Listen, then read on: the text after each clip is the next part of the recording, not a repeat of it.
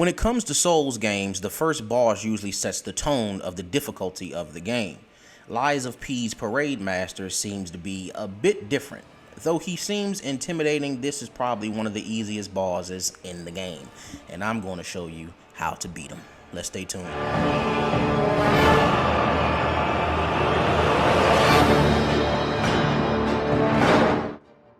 Like I said before, the Parade Master seems to be very intimidating, but this is only if you jump into this game with your blindfold on. But if you take the time to really see what the game offers, there are ways to pretty much cheese him, or there are ways to do it the old classic way, which is, your dodge, your roll, and to just savor the battle and not rush through it. There are a few essential things that every gamer needs to take into consideration when it comes to a Souls-like game. One of those things are the classes at the beginning of the game. Lies of P offers 3 classes: the Path of the Cricket, the Path of the Bastard, and the Path of the Sweeper.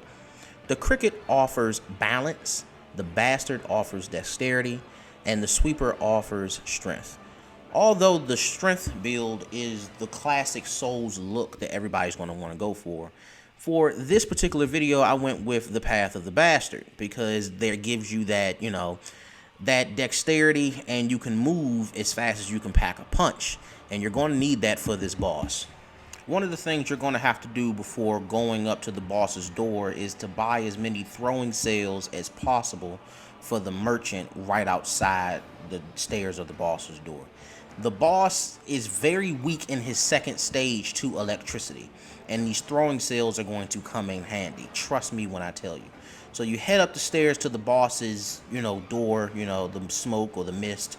As you travel through, learn to take your time with this boss. Do not rush it. You're going to need your power-ups. You're going to need your health. You're going to need your stamina in the first rank. Don't even try to fight him out the gate.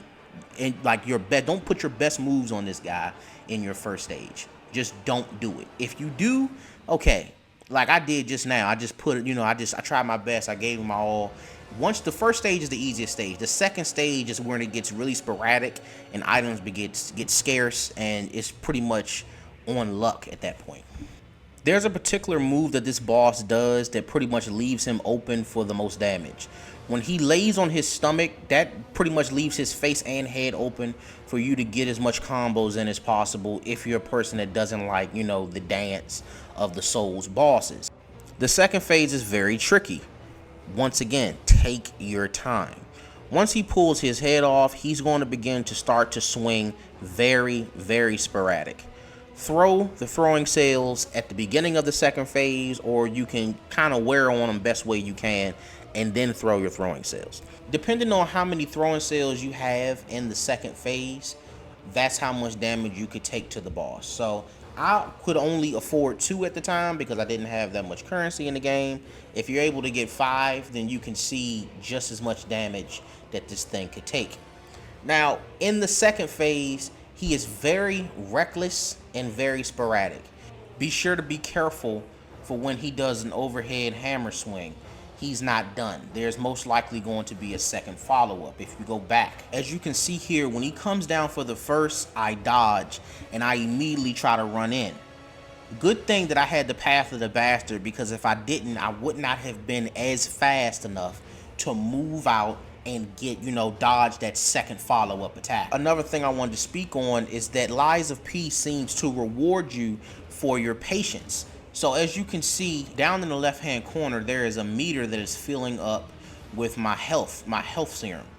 The more and more that you hit this boss, if you run out of health serum, it's pretty much going to regain, and that's how it will reward you. So like I said, take your time in the second phase. Don't rush it. This is a dance. This is a Souls-like game.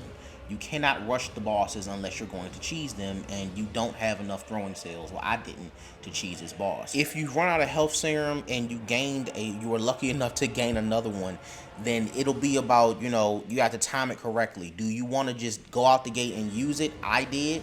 Okay, well then if you go that route, you're going to have to, like I said, it's a dance. Time it perfectly. If you don't, you're going to end up on 1 HP all over again. Now, mind you, be careful. Look at what I do here. I simply stab and I dodge. I stab, and I dodge. If you're not good at controller, there is an easy way to do this, and that's simply just pull your right trigger. Tap your right trigger when you're close to him. If you tap it, P will jump back as fast as possible. Tap, tap, tap, jump, tap, jump.